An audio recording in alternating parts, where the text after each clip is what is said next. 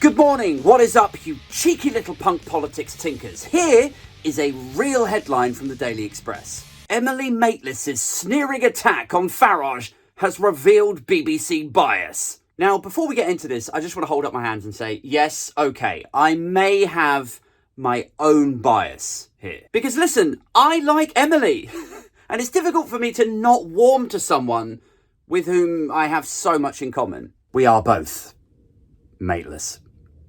But back to the Express, which often gets overlooked when it comes to recognition. But honestly, lads, your editor of today's edition can absolutely consider himself the proud recipient of this week's Tap Dancing Tosser Award. Because truly, this is a masterpiece. Maitlis' sneering attack on Farage has revealed BBC bias. Honestly, the idea that the BBC nurtures a left-wing bias is such a baseless, weird and outright conspiratorial cliche. It's just so otherworldly stupid. It seriously makes me wonder, like, if those aliens that the guy in Congress was talking about, like, if they visited Britain now and they saw this headline, I wonder if they might for another 1,000,000 years on the basis they can't see any signs of intelligent life. But why is this so dumb? Okay, chill, imaginary heckler in this show with no audience. No audience? You got that right. I mean, you're barely scraping odds reviews with these. All right.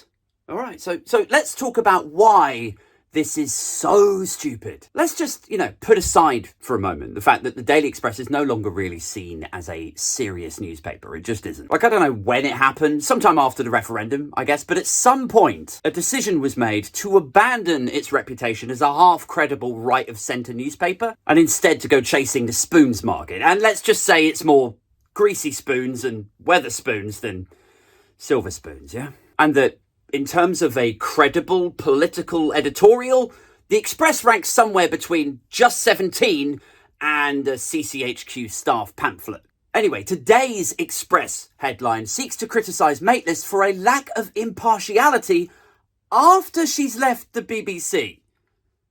Yeah, you must remain politically neutral, you must exercise due impartiality forever if you have ever set foot in Broadcasting House. Like, fine if you have an issue with BBC News staff appearing to exhibit a political bias after they've signed a lucrative contract, agreeing that they will keep neutral. Fine if they are mocking poppies and flags and Tories when they're being paid 200 grand a year to keep that contempt hidden. I mean, I hold the Tories in utter contempt. I mean, I think with the deaths that they've been responsible for over the last decade, I think the Tories should be shut down and recategorised as a terror group. But even I, with this mortgage, you pay me 200 grand a year, I can probably bite my tongue. So hush money, fine. Neutrality, fine. But are we really expecting journalists to just toe the neutered and cow-toed BBC line, like,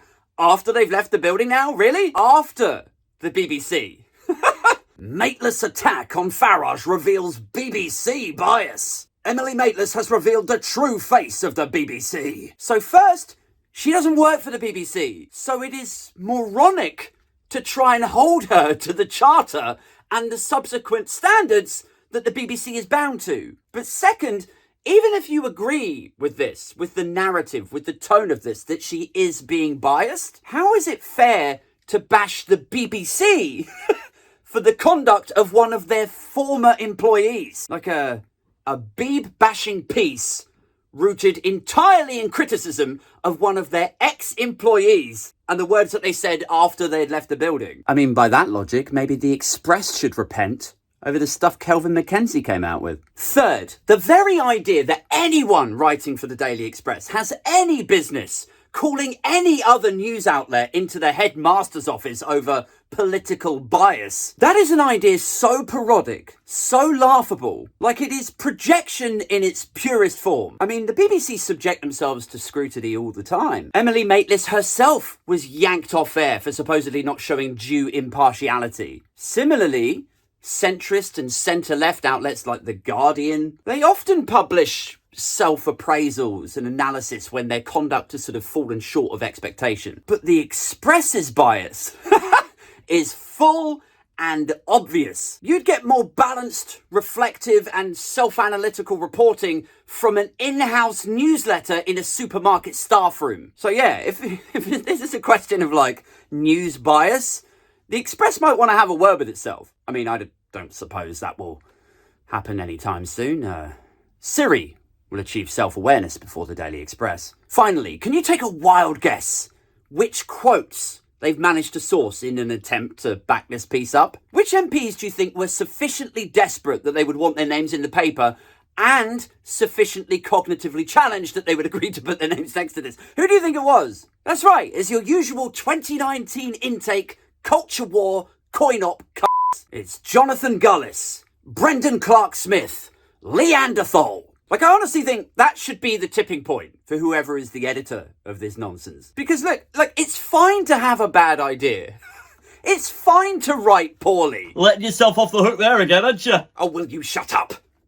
Like, it's fine to throw together a haphazard and ill-thought-through article. But there should be a thing in the Express newsroom where, like, when they pitch these things to the editor and then, you know, he asks them which quotes they've managed to get to back up the story. And then I think if it's more than two from this list of culture war cretins, you know, like your Scott Bentons, your Brendan Clark-Smiths, Mark Francois, Jonathan Gullis. I think if the Excel spreadsheet matches two or more from that list, then I think a bunch of red lights start illuminating, a siren kicks off like ding, ding, ding. You got Gullis, Leanderthal, and Brendan Clark-Smith. Well, that is a full house, Dave, and I'm sorry you're fired. I wish somebody would fire you. Yeah. Bellend.